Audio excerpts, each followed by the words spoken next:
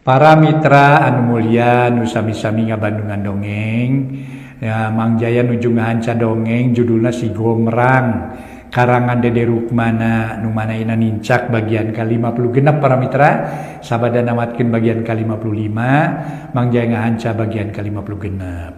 Mugi-mugi dongeng tiasa nyegemakeun etang-etang hiburan pang beberahmana. Para mitra sadaya, saterusna pihak Si Gomrang ngarobrolna jadi ngaler ngidul. Nyapan cek dina poe nu geus ditangtukeun harita Si Gomrang kalayan dibarengan jeung Cakradewa.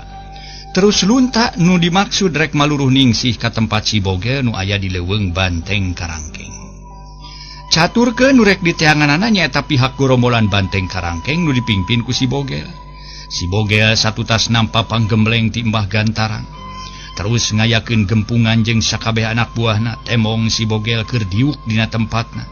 Beuki asa aing pang hebatna we, beuki asa aing pang jagona, beuki takabur satutas nampa ilmu ti Mbah Gantarang. Samalah bari hauk polotot pok Si Bogel kedal carita. Dengekeun ku sakabeh we. Ti mimiti ieu geus moal aya di jelema atawa jawara nu bisa mapakan kana ilmu Si Bogel. Sumawana Si Gomrang nu kiwari geus kaukur aji pangartina. Tah ku ayeuna kitu Andika Jantra juminta gorok jeung sakabeh nu araya di tempat geus cukup waktuna pikeun urang ngabinasa nu ngaran Si Gomrang. Ngaran Si Gomrang kudu musnah tina lamaran kahirupanana. Eueuh deui iwati kula nu bakal jadi jago anu ti sakuliah tatarsuna. Sajabat ti kitu hate dewek tetep terus mentalahan jeung raja kaya nu aya di lembur duku. Sabab eta hak mutlak hak dewek warisan tilu jadi bapa. Ilaing mah moal nyaho moal percaya imah wawegtur lahan lega ditambah ku pepelakan keur barejeuhna kiwari aya di cekelan Si Gomrang. Ku sabab kitu eueuh deui carana lamun urang hirup hayang senang cara batur teu cicing di tempat anu kieu iwati kudu ngeusian imah nu aya di lembur duku sakalian jeung pamajikan dewek kadutu jadi anak dewek. Cek Si Bogel bari muterkeun paneteupna ka sakabeh anak buah gorombolan Banteng Karangkeng. Sakabehna tarungkul eueuh nu wani nyarita salian ti ditanya. Teu lila pok Si Bogel neruskeun deui caritana. Candra, oge jeung sakabehna dina poe ieu nu hade, urang kudu tatan-tatan pikeun ngadatangan ka lembur dukuh sugan pareng urang bantrok jeung Si Gomrang. Tah ku ayeuna kitu siapkeun tanaga jeung pikiran geusan ngajorag ka tempat Si Gomrang. Siap lah pokona mah beres lah. Ngaran Si Gomrang mah kudu musnah. Pokona mah lantaran kajawaranana kudu leungit. Eueuh deui nu baris jadi raja jago jeung raja nu boga sakabeh dunya iwati Ki Bogel. Hidup Bogel. Jalma gagas sakti mandraguna manggulang-mangguling. Pokona mah Si Bogel rajana sing sake raja jawara. Cek Si Jandra harita. Atuh puguh we Si Bogel ngarasa bungangang bunga amarwata suta bunga kagiri-giri katingali irungna katingali rebeh nanakeun ka bunga dipuji ku anak buahna. Ari anak buahna muji kitu da memang kitu kahayang Si Bogel kudu dipuji bae. Atuh bareng ngadenge Si Jantra nyarita Si Bogel nya kakak siri. Ade euy. Hade ucap-ucapan teh Jantra. Ilaing pantes diangkat jadi wawakil dewek. Geusan jadi pamanggu jurit pikeun ngamusnahkeun nunala Si Gomrang. Sarta mun bisa sakalian teang pamajikanana asrak sing nepi ka kabangi. Udah paisan waktu sakitu geus kari ngahuapkeun der aya jelema nu wani kurang ajar ka Si Bogel. Dasar memang sisit kadal harita euy. Umawi kitu lah sigana mah eta jelema teh can terangeun ka salirak Si Bogel da upami geus terangeun mah muhun geus wawuh kitu aduh da kana tangtu moal gen ngawanieun ngaganggu atuh. Dasar si belegug dah wani-wani ngaganggu. Dah euy kitu we. Cikana eta mangkeluk anu mawa siningsih tina cangkingan dewek lain ngahajan ulungan euy, tapi nya eta kucan nyahoeun kumaha ketak jeung luhungna ilmu Si Bogel. Tah, geus ayeuna mah tong lobeteng lebat catur tanpa ukur. Poe ieu urang sakabehna kudu gancang init ieu tempat pikeun ngajorag ka Si Gomrang. Cek Si Bogel nu geus ujub yen Si Gomrang bakal ajal ku dirina. Janten kang eleng ka saterusna poe ieu urang kudu ngosongan ieu tempat. Bener euy, bener. Ari sabab geus cukup waktuna urang ngadago kadatangan Si Gomrang di tempat matuh guruna. Usabab kitu kadatangan Si Gomrang ayeuna urang sabut sok kena siapkeun sakabeh pakarang udah pikeun ngaburak perik sakabeh pangisi nomor duku khususna si Gomrang umumna sakabeh pokona manu pilu ka si Gomrang hancurkeun dileburkeun tong aya nu disesakeun kitu ceuk si Boge anu keukeuh jeung tetep rek ngabinasakeun si Gomrang atuh geus kitu mah pihak si Boge ngalobrolna nemu harita teh para mitra nemu sanes nemu nema para mitra janten maksudna mah ngadongengkeun perkara sejen ngan tetep teu leupas tina masalah nu aya pakuat pakaitna jeung jiwa si Gomrang. Para wargi anu mulia ayeuna urang tunda carita kaayaan si Boge nu boga niat rek ngabrantas si Gomrang rek ngancur leburkeun rek ditumpurkeun urang lebur dukuh ka asup si Gomrang jeung sapara kancana nu bilu ka si Gomrang. Ayeuna urang tuturkeun heula lampahna si Gomrang ka tu Cakradewa nu poe eta geus aya disalebakeun pasir nu kasaba ku leuweung karangkeng. Nya eta para mitra pasir anu kawengku ku leuweung karangkeng. Si Gomrang jeung Cakradewa laleumpangna estu nyalse naker. Teu diudag-udag ku rasa karusuh bari sakumaha biasa tingkah laku si Gomrang estuning teu bisa pisan ngabedakeun kaayaan. Sakitu keur meunang kasedih jeung sakitu umur geus kolot. Atuh kana heureuy tara pisan tinggalin sajeroning leumpang si Gomrang bet kakawihan sagala.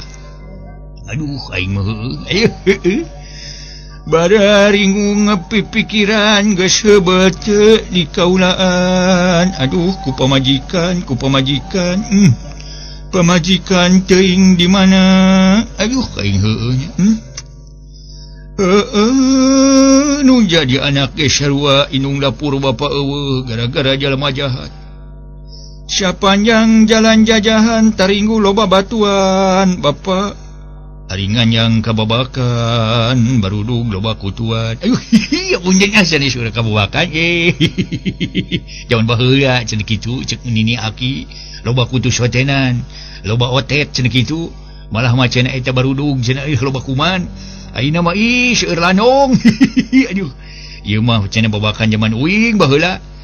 Sing getol nya nginum jajamu anu nguatkeun kana urat, sing getol nya nungtut ilmu aya guna dunya akhirat. Ih pisan Kang Gomrang, moal aya anu ngambek atuh eta ngawih nyabit ka ngaran babakan. Ih nya pancek uing ge bieu maaf. Maaf teh Arias minta dihampura.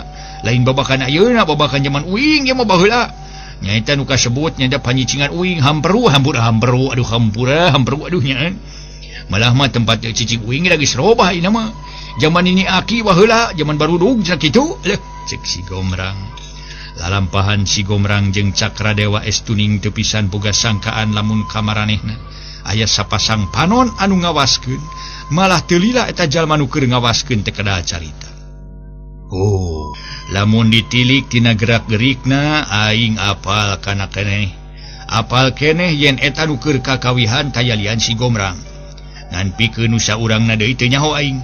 Kaya aing kieu kudu gancang lapor ka si Boge. Sabab bisi manehna kapiheulaan babar. Kajen rek buru-buru ngabejan si Boge we. Keun si ayang nyaho saha di antara si Gomrang jeung si Boge nu bakal eleh atau nu unggul jurit. Aing mah hayang lalajo we tung-tung ngadu tinju lah. Ngadu tinju mah maha kudu mayar. Ieu mah cek eta jalma nu parengalanto kadinya. Pas siraheunana ka pihak si Gomrang. Harita teh para mitra ateun sana sireng. Pas mireungeuh pihak si Gomrang nu tayalian manehna anak buah si Boge. Geus teu loba deui catur becir si Adok lumpat maksud rek ngabejaan si Boge.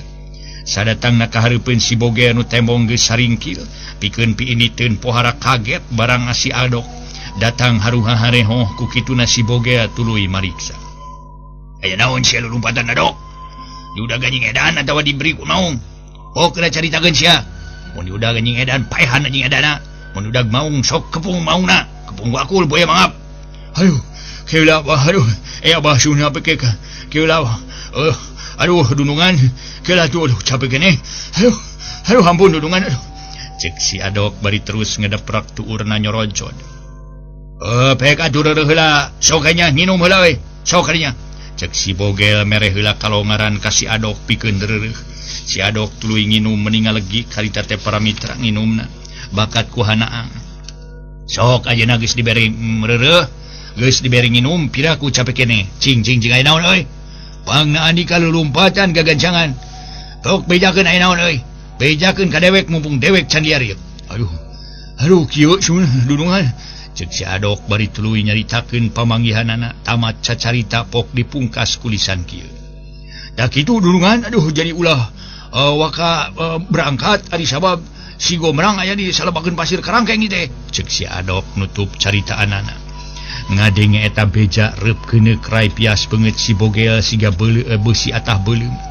Untuk kekerok tanda nyidem amarah nurohaka ngakidir awak si Bogel teteupna galak sorot panon ngakebur harita teh temong dina sorot panon siga-siga aya sinar pangabaran geus kitu haok si Bogel kada carita. Balik si Adot. Nah bener sia teu salah teteh nyoan deuleu. Bising eta mah sia hudang sare cileuh ngajentul dina mata. Majarkeun aya gajah si orang cileuh. Bising dewek rugi. Nah bener jalmana begang panonna celong ibarat panon heulang. Jeung bener jalmana jiga nu gelo sok kakabihan. Cek si Bogel netep ka si Adok anu kasima ku si Bogel. Leres dudungan ku ruyuk kuring moal samar deui. Aduh hapunten teu kapeluas abdi mah. Cek si Adok Ramitra sadaya aduh awahing ku sieun jeung kasima nyaritana arap-ap eup sagala. Balik sia nya capek teh lain lele ku ruyuk lain taheun meureun. Nu bener sia nu kaciri ku panon sia naon si Gomrang heuh atawa lain. Leres dundungan.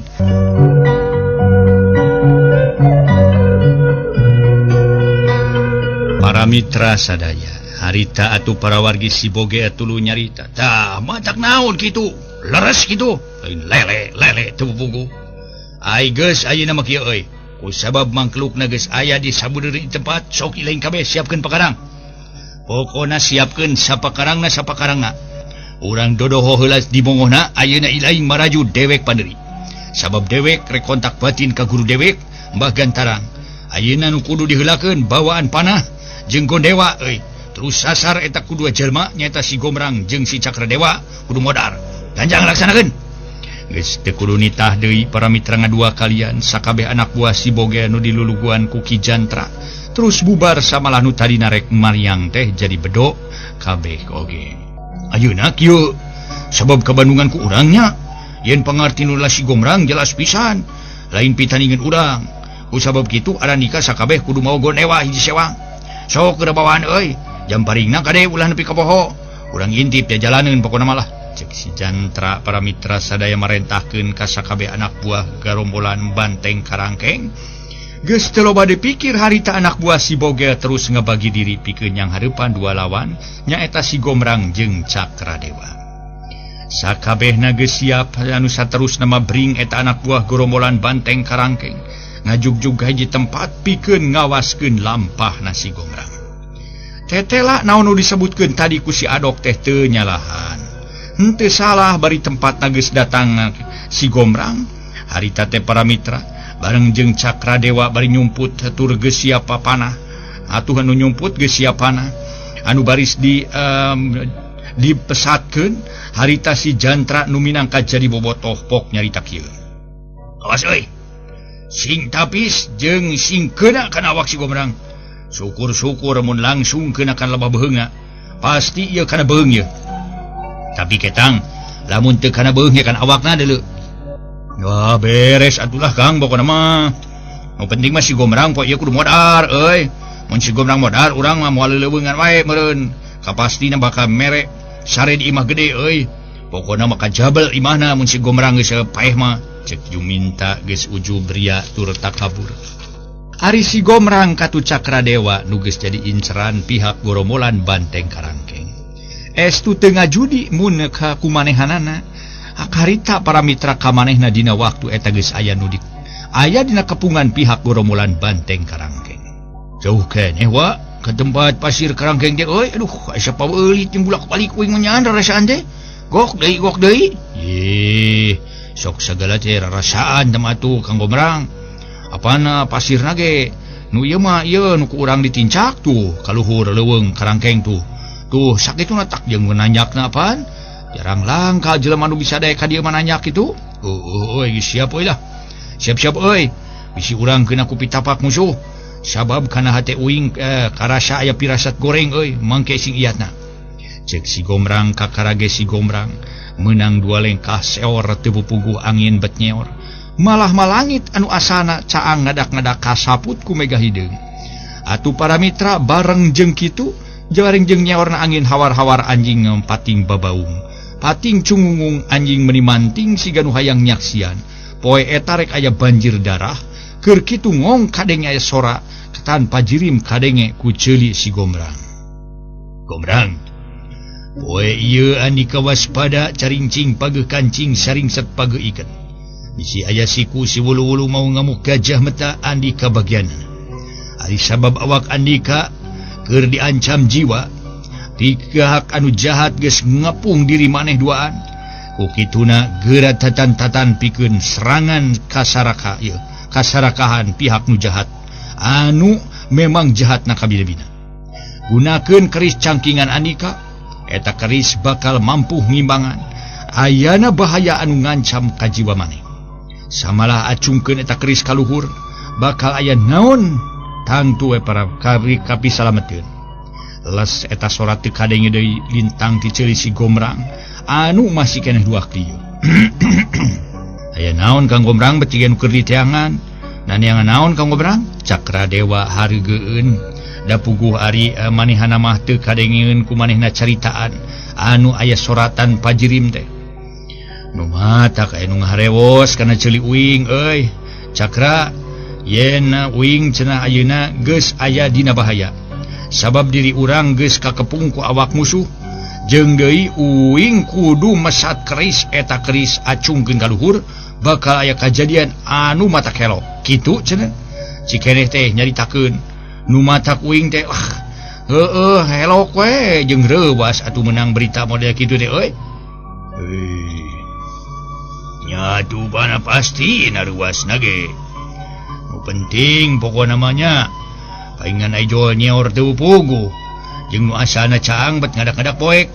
Ayeuna mah geus tong loba teuing itu ieu Kang, puguh we nu bieu nyarita teh. Bisi aya ngabejaan ka urang kitu. Atuh puguh we moal pati-pati datang ka uing lamun teu daek mantuan secara lemes. Pokona mah jigana cikan hayang nyaho. Ieu keris nu rek dipesat rek dipenta bantuanna. Ngan balad we bisi aya nu bohaku keris tong disaruakeun jeung keris uing. Sabab beda jeung saperti keris biasa. Komo kanu asli kanu ali mah pakan batu kana batu jeung kana kai gelendegan kai gelondongan ulah eta teh ulah dijieun alat pikeun ngajaga diri urang, tapi pupusti jeung pupujian mah iwati ka Allah. Ngan Allah anu bijil hartina mah ngan Allah nyaeta kade tung nurutan uing euy. Jadi urang ngucapkeun syukur angin ka Allah. Ulah nurutan uingnya nu penting mah. Abong kena uing ngagunakeun keris bijil tuah atawa bijil kasaktianana. Ulah uing mah ada. Uing mah pokona mah eta mah karangan wungkul kitu lah. Karangan wungkul bohong pokona mah. Tong niru zaman uing. Prak we zaman ayeuna mah kitu. Cek si Gombrang para wargi sadaya.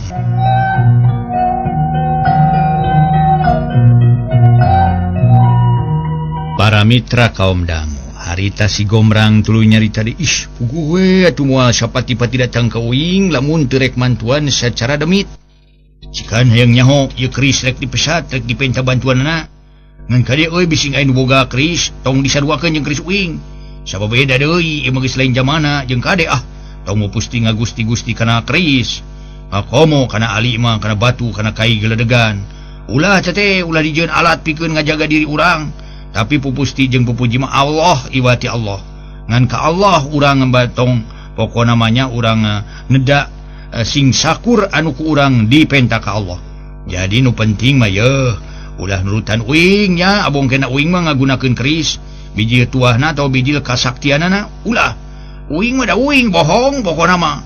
Tong niru zaman uing gitu pihak we. Prak zamanna sorangan ayeuna mah zaman ayeuna. Zaman kamajuan pokona mah cenah kitu. zaman uing beula heueuh cek si Gombrang. Nyarita ka saha Kang teh? Yeuh ka saha we pokona mah ka maneh anu hirup bareng jeung uing. Atuh umumna mah ka anak incu uing we seueuh siwi urang tatar Sunda nu aya di sakuliah tatar Pajajaran. Tatar Sunda parahyangan anu resep ka jiwa uing. Nu sok pirajeunan we ngaderengekeun lapan uing ceng kitu. Atuh tatar Jawa Barat ti kulona ti daerah Bantena, ti wetana jeung kidul heueuh wetan Kaler daerah Cirebona, wetan kidul daerah Tasik Ciamisna. Kitu mamatak ieu mah nya kitu uing malah hese ngomong uing teh talulina mah. Ih, boroku kuring di Bandungan atuh Kang Gombrang. Eta ngeunaan keris Kang Gombrang, lamun keris eta aya tuahna, aya maunatna, aya pokona mah karasana omat tong dipuja-puja tapi kudu diriksa jeung dihargaan sabab eta hasil karya pujangga barawa heula. Sedengkeun pujangga teh geus ngalesebut barang anu langka kitu. Jadi kitu we, jadi omat euy tong ngaruja-muja ka bangsaning keris duhung pokona mah anu aya we nu ngaran barang jeunan jalma tong dianggap sakti. Nu sakti mah tetap Allah. Anu tereh pokona namanya geus terehnya pokona mah ieu tapi euy tuh awas ingiatna euy cek si Gombrang bari seret nyabut keris nu nyelap dina lebah cangkeng. Barang keur jongjon leumpang na ari siap teh panah milepas nyasar kana beheung si Gombrang. Untung si Gombrang waspada permana tinggal. Bari luncat nyingkahana panah harita suku si Gombrang najak awak Cakradewa. Awas panah ngajeleng cek si Gombrang. Jeleng jebrod plos panah poos teu keuna kana sasaran. Sedangkeun Cakradewa terus labuh ditajong ku suku si Gombrang. Aduh untung maneh ditajong euy mun henteu wah labas ya mereuk. Pokona mah labas ya teh euy lah tuluy we meureun euy istirahat ieu istirahat lama. Aduh panah poos panah teu keuna kana sasaran sedang Cakradewa terus labuh ditajong ku si Gombrang teh atuh nya. Aduh untung maneh euy. Untung panah labas ku uing dilabaskeun terus mali ka maneh. Awas ye ayeuna uing rek ngacungkeun ieu keris cek si Gombrang bari terus ngacungkeun keris. Pada saat tina keris kaluar sinar nu pohara mata kaseraban. Matak serab sedengkeun pihak si jantra tetela sama greng ku pakarang samalah aya puluhna panah nu siap pikeun di hariti namanya eta dilempagkeun ka pihakna si Gombrang. Awas ya eta panah nu karya ieu mentang. Sok pentangkeun euy kabeh euy sing bareng euy supaya awak si Gombrang raca ku panah urang. Sok mangganing panah nganu racun ieu teh. Siap. Atuh harita keneh para mitra sadaya si jantra ngomandokeun anak buahna. Geus kitu mah panah nu aya puluhanna rabeng ting belesat hangarahkan awak si Gombrang nu geus siap sadia. Tapi tetela estuning kacida pisan manehna. Eta pisan apan? Eta apanan melesatna tina masing-masing gondewa teh estuning kanas di tengah. Ari sabab kabendung ku sinar tadi anu kaluar tina keris ceklan si Gombrang. Pikeun sakedapan pihak si jantra kaget nu leuwih ti sasari. Pikeun harita teh para mitra estuning teu kaharti ku ati teu kahontal ku akal mun panah nu aya 10na teh nu kanas di luhur siga aya nu ngahalangan wae. Para wargi sadaya atuh si jantra nyarita. Awas euy sia. Eta panah kari mentang. Sok pentangkeun kabeh euy. Meh bareng. Pokona mah supaya wak si Gombrang rada gancang kapanggang ku panah urang euy. Para wargi sadaya atuh puguh we. Memang para mitra sadaya da diparentah harita. Panah meuni harita rabeng nyerang ka si Gombrang. Geus kitu mah panah nu aya puluhna rabeng ting belesur ngarah awak si Gombrang nu geus siap sadia. Tapi tetela estuning kacida pisan anehna. Tuh eta panan we salamet tina masing harita teh para mitra sadaya salamet tina masing-masing serangan. Malah apanan anu melesat tina masing-masing gondewa teh estuning kanas di tengah bari sabab kabendung ku sinar tadi nu kaluar tina keris ceklan si Gombrang. Pikeun sakedapan pihak si jantra kabeh katut nu sejen-sejena luleuwih ti misti estuning harita teh para mitra teu kaharti ku ati teu kahontal ku akal ku sadayana mun panah nu aya di 10na kabeh kanas di luhur siga aya nu ngahalangan. ada bener. Nah kejadian teh bet kieu euy. Dewek asa teu ngarti yeuh ari sakudu nama. Kabehana teh amles kana awak si Gomrang. Sabab beungah halangan, ari ieu duh cilaka euy. Coba minta gorok adok. Jeung nu sejena euy lempa geuning panah euy. Sok sesana kadinya bek itu jemprung-jemprungkeun lah yang nyaho. Naon nu bakal kejadian dina panah nu kadua euy, hitung-hitung nyerang we bagian kadua. Cek si Jantra.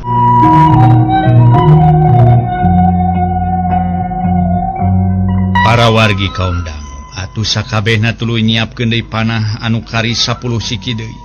Sanggeus sakabehna siap tuluy tali busur ditarik. Awas bareng euy. Cat! Pelesat 10 panah leupas tina agon dewana.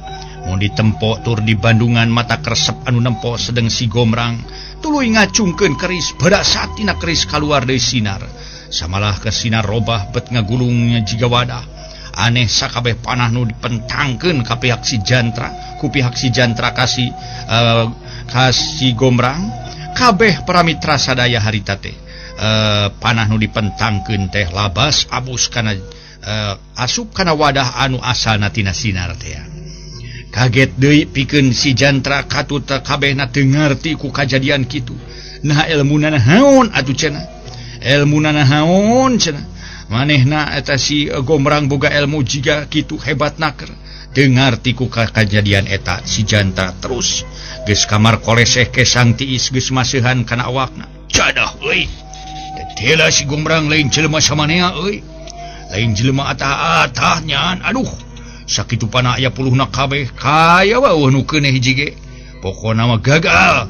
Malah jiga-jiga nu maruragan plakluk. Kumari geus kieu euy. Mangka panah geus PKB sedengkeun kiboge teu bisa diganggu. Ari sabab keur kontak batin jeung nu jadi guruna. Cek si Jantra bener-bener manehna ngarasa bingung. Kitu kumaha kieu kumaha teh semplek nincak semplak teh lain bobodohan. Dadina seuh-seuhan nama tarung para mitra mun perang teh prajurit-prajurit kieu anu ngaraoskeun peuhit pahit peheurna di medan pertempuran. Para wargi kaum dangu harita atuh siwa si Gorok tuluy nyarita. Ulah wakai pisah teh Kang. Apa di tempat urang teh loba batu, matak naon mun batu gulutuk-gulutukeun piraku sugan ari ku batu mah manehna mejrea sugan ka kencet ku batu atau katinggang. Tah.